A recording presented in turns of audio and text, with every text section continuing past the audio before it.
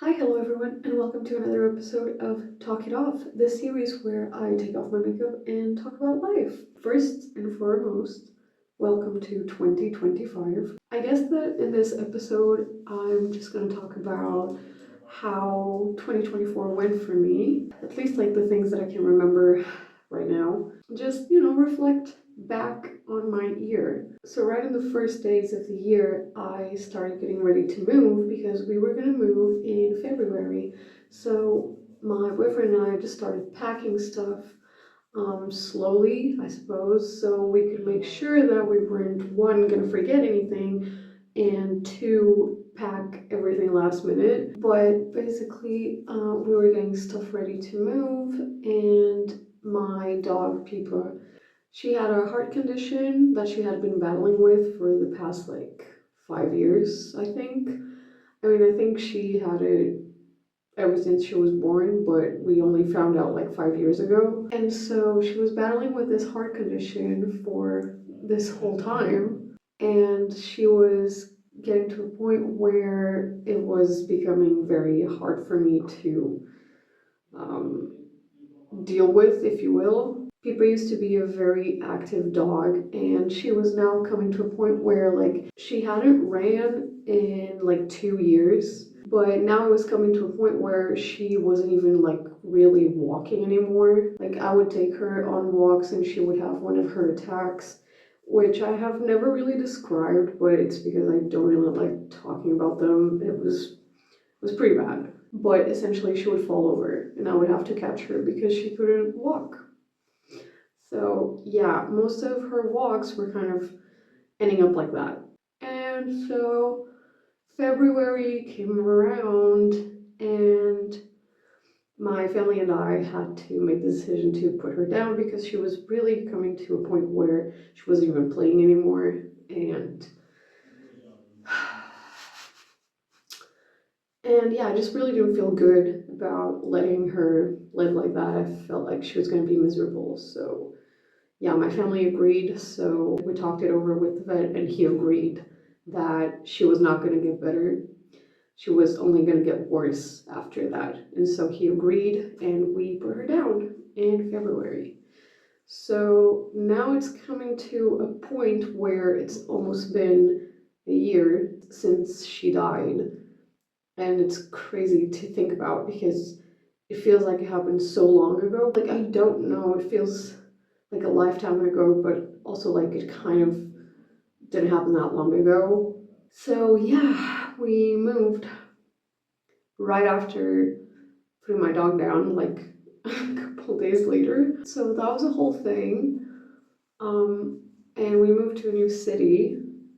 And the day we moved, I had a job interview at McDonald's, which I have talked about this before when streamed, when I used to stream, I guess, and I hated it. I will say that in this new city, it was a little bit better, but I still didn't like it at all. It's a horrible job, and you get horrible pay for working way too much. I got a job at McDonald's because we had bills to pay, so any job was welcome here.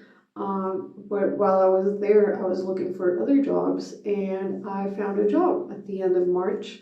So I went to the job interview at the end of March, and I started working at this new place in April. So I quit my job at McDonald's, and everybody was pretty nice about it.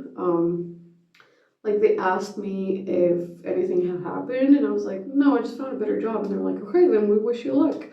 And that was really nice compared to my prior experience at quitting McDonald's, where I was almost like shamed for wanting to have a better job than working at McDonald's. But yeah, anyways, so I got this new job, and that's the job I still have right now. So yeah, I really got a good job here, like pretty secure, at least so far, which I do enjoy. It has also been the best job that I've had so far, so. But yeah, that was March and April. And then, I just kind of chilled at this new job, like trying to understand how everything worked, because there is a lot of things going on at this job, a lot of things that I have to learn how to do. And fast forward a couple months later, it was summertime, and I decided, you know what, I'm gonna get my driver's license. So yeah, I went to driving school, and in Portugal, you need to have like theoretical road classes, and then you need to do a written test. And only after passing that written like road exam, you can have driving lessons. So I did that, and I passed my written test the first try. A lot of people failed the first time, and I was very scared about that. But when the day I passed, honestly, that was one of the most nerve-wracking days I've had in my life, including the day I did my thesis defense.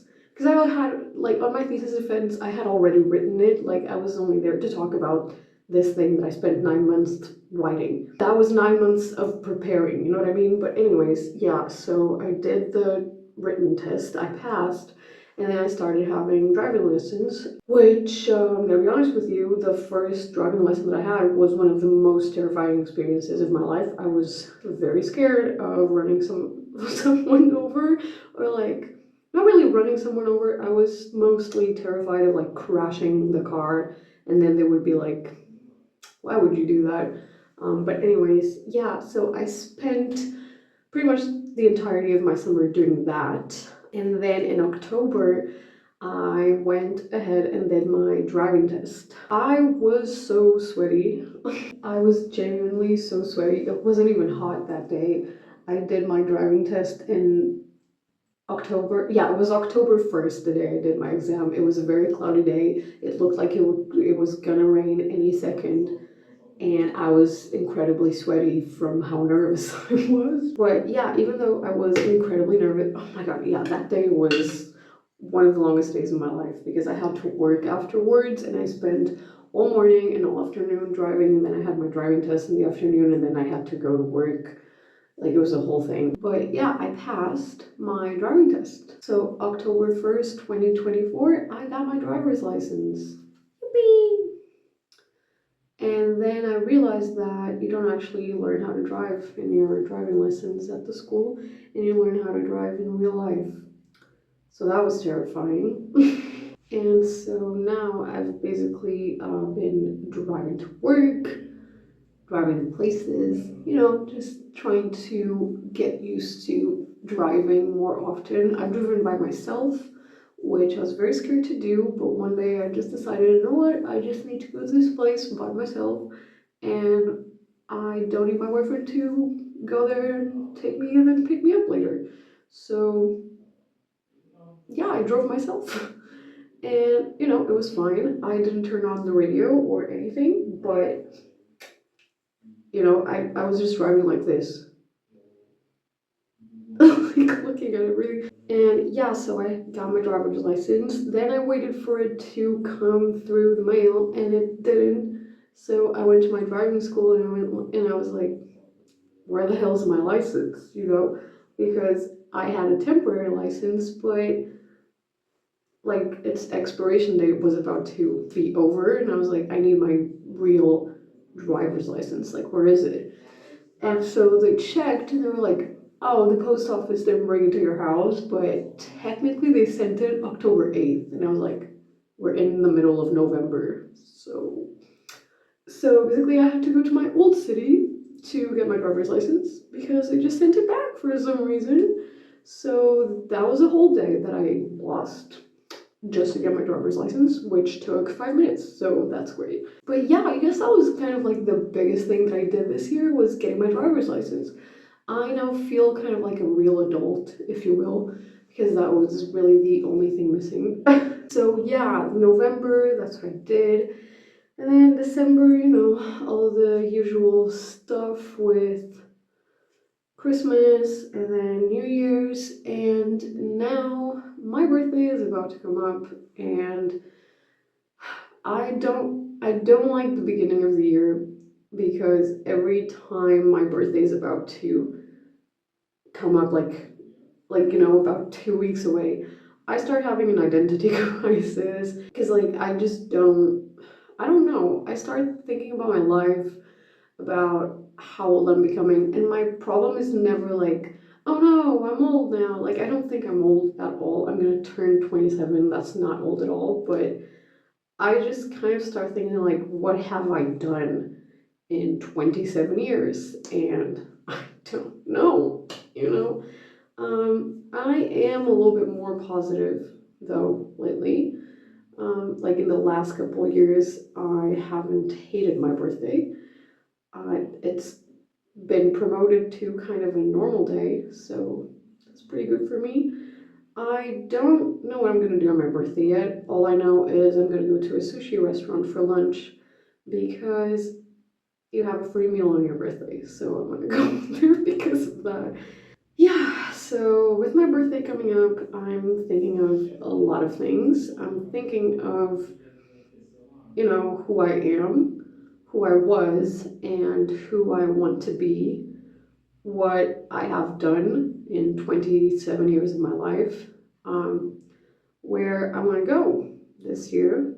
Um, but ultimately, I'm thinking about how this is going to be the first year in 8 years that my dog is not going to be with me.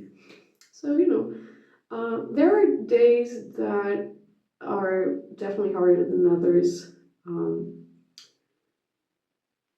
but, with my birthday coming up, I'm just really feeling kind of more emotional. And I really miss her. She was just there for, like, when I finished high school, we got her. And she was there the day that I finished my bachelor's degree. She was there the day that I finished my master's degree. Um, yeah, I just miss her a lot. And on my birthday, I always start thinking about who I've lost. I don't want to be like depressing or like sad or anything like that, but these are just kind of like things that I think about right before my birthday comes up. But back in the day, I really hated my birthday. I think it all began when I turned 11. There was this girl in my class at my new school that her birthday was on the same day as my birthday. And my mom talked to her mom because, we were in the same class, so we had the same friends. And my mom talked to her mom about doing like a joint party so all of our friends could be there. And her mom said, absolutely not, what a horrible idea. My daughter is not going to share her birthday with anybody. And so what ended up happening was that she invited everybody for her birthday party first. So yeah, I just didn't invite anybody. And my birthday party was filled with adults. So yeah, I think that was kind of when I started thinking that my birthday is really not that special, And I suppose that as time went on, I just gave up on planning anything with friends or going anywhere, usually because I had school, and usually it was test season. I had an exam on my birthday in university, and I went to a cafe with some of my friends that also had that exam, and we were drinking beers, and I was thinking, could be worse, But in the last couple of years, I decided to invite a very small group of people to my house and play D&D for my birthday, and it has been a little bit better. Before that, my boyfriend did help when we started dating. I guess what I'm trying to say is I used to hate my birthday. I don't hate it anymore, but I still don't like it. That's progress. We're getting better. And, there has been quite a lot of improvement on my feelings on my birthday in the last 3 to 4 years. So maybe when I turn 30, I'm gonna love my birthday. Honestly, I'm excited to turn 30. I'm gonna throw the biggest party with like my 10 friends. I'm gonna dance. You know that video where Halsey is dancing on her birthday with her fiance?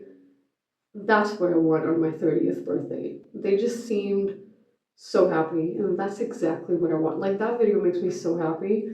That's what I want. But anyways, enough about my birthday. I guess this was my takeaway from 2024. It was a very weird year. Started off very badly. It ended up kind of okay.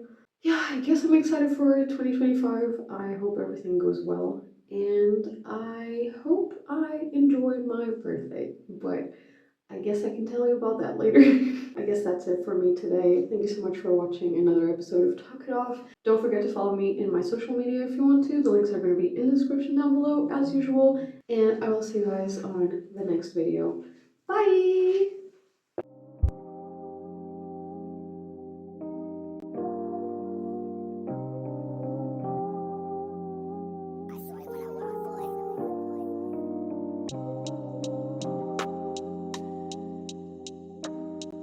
Fuck is my face cream?